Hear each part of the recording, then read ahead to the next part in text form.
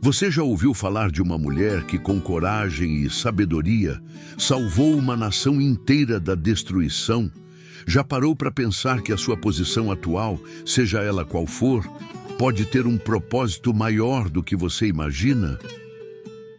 A história de Esther é mais do que um conto bonito de superação. É uma história poderosa de estratégia, fé, coragem e intervenção divina em tempos de ameaça. Uma história que continua viva hoje, porque ainda fala sobre identidade, propósito e decisões que mudam o rumo da história. Já se sentiu pequeno demais diante de um problema enorme? Então esse vídeo é para você. Neste vídeo, você vai conhecer detalhes profundos sobre a vida de Esther, uma jovem órfã que se tornou rainha do maior império da terra e enfrentou o medo da morte para proteger seu povo. Prepare-se para uma jornada reveladora e transformadora. Antes de começarmos, já deixa o like, se inscreve no canal e ativa o sininho para não perder nenhuma história bíblica reveladora como essa. E nos comentários responda: você já teve que tomar uma decisão difícil confiando apenas na sua fé? Vamos conversar. Uma jovem órfã com um propósito oculto.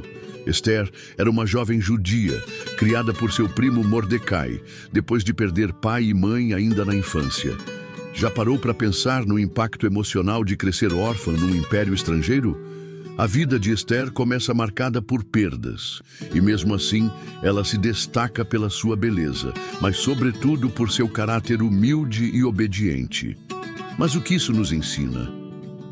Muitas vezes, Deus usa os pequenos começos, as histórias mais difíceis, para construir grandes propósitos. A Bíblia não diz que Esther era rica, influente ou preparada politicamente. Ela era uma simples jovem judia vivendo no exílio em Suzã, capital do Império Persa. A grande virada acontece quando o rei Assuero, ou Xerxes I, após depor a rainha Vasti por desobedecê-lo, convoca as mais belas jovens do reino para escolher uma nova rainha. Esther é levada ao palácio junto com outras mulheres, mas, diferente das demais, ela encontra favor aos olhos de todos, especialmente de Hegai, o responsável pelo harém real. O Império Persa era uma das civilizações mais avançadas em termos de protocolo e estrutura de corte. O processo seletivo para a rainha era complexo, incluindo até um ano inteiro de preparação com óleos e perfumes, um verdadeiro spa de transformação física e comportamental. E mesmo nesse ambiente de vaidade, Esther não se exaltou. Ela seguiu o conselho de Mordecai e não revelou sua identidade judaica. Isso não foi covardia, foi estratégia divina. Às vezes, o silêncio é a ferramenta de Deus para nos posicionar sem levantar suspeitas até o momento certo.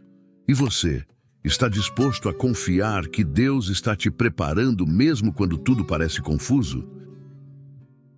O favor divino no palácio. Assim que Esther foi levada ao palácio, algo extraordinário começou a acontecer. Ela passou a conquistar o favor de todos que a viam. Isso não era apenas sua beleza física, que a Bíblia reconhece, mas havia algo além. Uma graça invisível, um brilho sobrenatural que atraía atenção e simpatia. Esse tipo de favor é algo que as Escrituras frequentemente descrevem como o reflexo da presença de Deus sobre uma pessoa.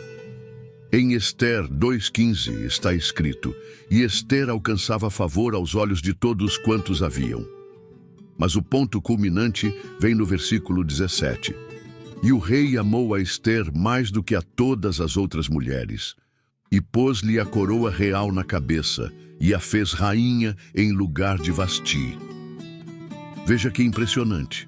Uma jovem estrangeira, órfã de um povo cativo, se torna rainha do maior império do mundo. Isso não é coincidência, é intervenção divina. Talvez você esteja se sentindo deslocado no mundo, como se não pertencesse ao ambiente onde Deus te colocou. Mas lembre-se, O favor de Deus abre portas que a lógica humana jamais conseguiria abrir. Ele te posiciona exatamente onde você precisa estar, mesmo quando você não entende. No contexto do Império Persa, o favor do rei significava mais do que romance, significava acesso, influência e proteção. Quando Esther recebe a coroa, ela não recebe apenas beleza e status, mas uma plataforma para cumprir um propósito muito maior. Mordecai, seu primo protetor, continua próximo e descobre uma conspiração contra o rei. Ele alerta Esther, que informa o rei em nome de Mordecai. E isso será crucial futuramente. Aqui vemos o dedo de Deus costurando todos os detalhes. Na cultura persa, uma conspiração falha registrada nos anais reais seria esquecida, até que alguém a usasse no momento certo. E esse momento chegaria. Você pode estar vivendo dias comuns hoje, mas Deus já está organizando o extraordinário no bastidor da sua vida. Continue fiel no pouco, porque o muito já está sendo preparado. A ameaça de Haman, o inimigo oculto. Neste ponto da narrativa, surge um dos personagens mais sombrios da história. Haman, o Agagita, um homem ambicioso, vaidoso e perigoso. Ele é promovido pelo rei a uma posição de alta autoridade e exige que todos se prostrem diante dele. Todos os servos do rei se inclinavam e se prostravam perante Haman, porque assim tinha ordenado o rei. Esther 3:2.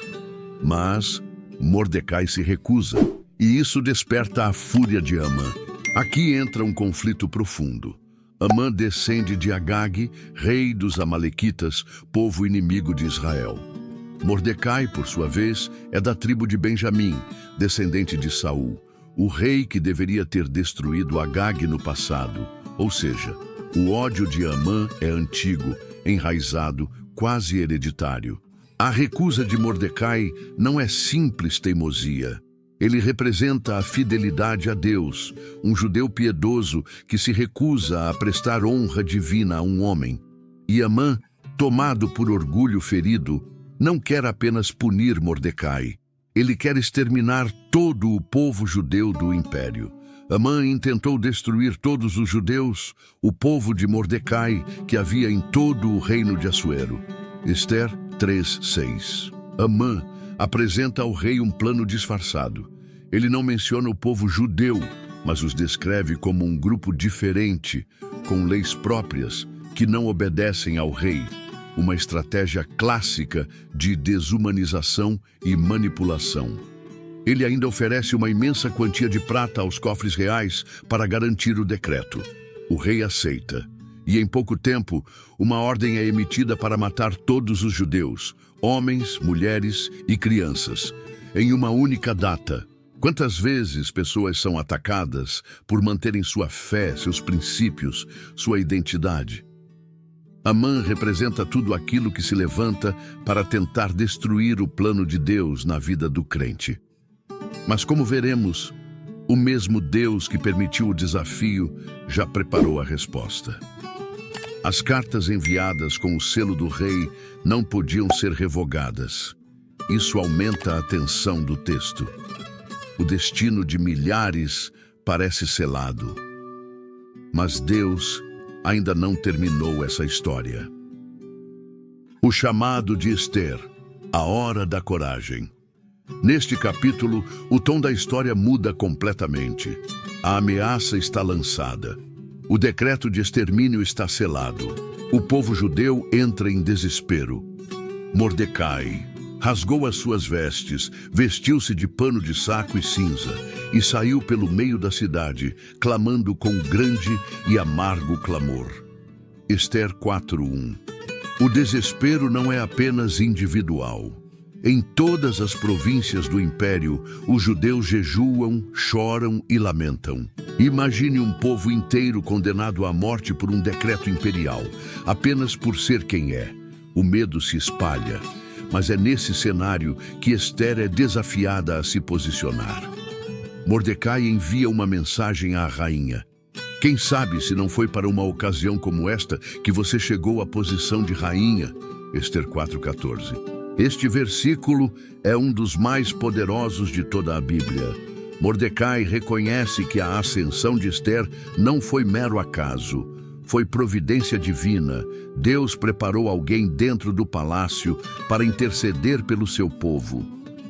Quantas vezes Deus coloca você em posições estratégicas, na sua família, no trabalho, na igreja, para fazer a diferença?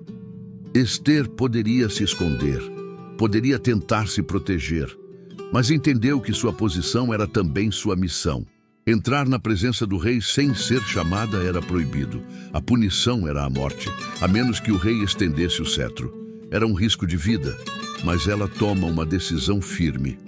Vai, ajunta todos os judeus que se acham em Suzã e jejuai por mim. Eu e as minhas servas também jejuaremos. Depois irei ter com o rei, ainda que é contra a lei. E se perecer, pereci. Ester 4,16. Essa é a verdadeira coragem espiritual. Saber que obedecer a Deus pode custar tudo e ainda assim escolher obedecer. Ester pede jejum por 3 dias. Isso mostra que, embora o nome de Deus não apareça diretamente no livro de Ester, a fé e a espiritualidade estão no centro da narrativa. O jejum representa humilhação e dependência total do Senhor. O banquete e o contragolpe de Deus. Depois de 3 dias de jejum e oração, Ester se veste com suas vestes reais e se apresenta diante do rei. Este é um dos momentos mais tensos da narrativa.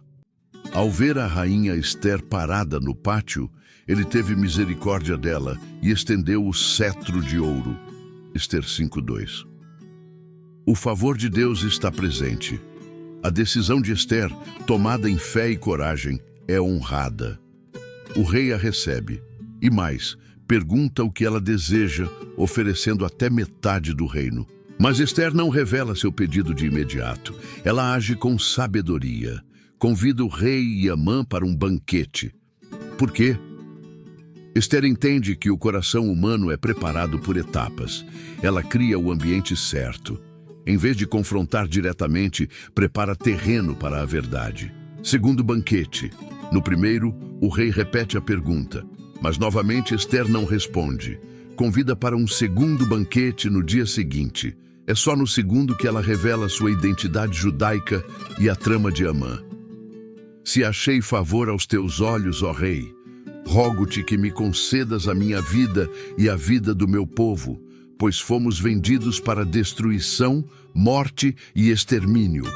Ester 7:3-4. O choque é imediato. O rei percebe que foi enganado por Amã, seu próprio conselheiro de confiança. A queda de Amã. Amã, que havia preparado uma forca para enforcar Mordecai, agora é desmascarado. Então o rei disse: enforcai-o nela. Ester 7:9. A justiça divina é clara e impactante. O inimigo que planejou a destruição do povo de Deus é julgado com a mesma medida que desejava aplicar. Quem prepara armadilhas para os servos de Deus acaba caindo nelas. A justiça de Deus pode tardar aos olhos humanos, mas ela sempre vem. Quantas vezes nos sentimos ameaçados por injustiças, por pessoas poderosas, por sistemas corruptos? A história de Ester mostra que Deus trabalha nos bastidores, que nenhum decreto é maior do que a vontade de Deus. O decreto reverso, de morte para vitória. Mesmo após a queda de Amã, o decreto de extermínio contra os judeus ainda estava em vigor. Segundo a lei persa, um decreto selado com o anel do rei não podia ser revogado, nem mesmo pelo próprio rei.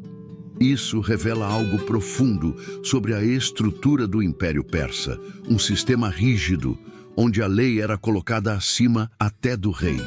Mas aqui entra mais uma vez a sabedoria divina agindo por meio de Ester e Mordecai. Escrevei, pois, em favor dos judeus, como bem vos parecer, em nome do rei. Ester 8:8. O rei permite que Mordecai e Ester redigam um novo decreto, não para anular o anterior, mas para autorizar os judeus a se defenderem no dia marcado para sua destruição. Isso é poderoso. É como se Deus não apenas removesse o mal, mas capacitasse seu povo a se levantar e se posicionar com autoridade. O novo decreto muda tudo. Os judeus agora podem se defender. Os governadores e oficiais passam a apoiar os judeus, pois agora Mordecai ocupa o cargo de Amã. O medo do Deus de Israel se espalha entre as nações. Às vezes, a luta não é evitada, mas transformada.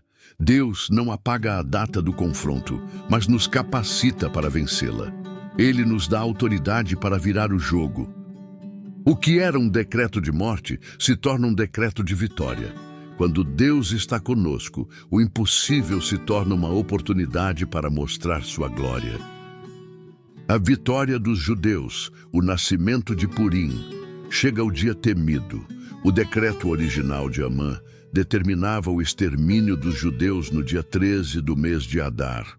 Mas agora, com o novo decreto, eles estavam autorizados a lutar por suas vidas. O que aconteceu nesse dia foi histórico e surpreendente. Os inimigos dos judeus se levantaram, mas foram derrotados com coragem e sabedoria.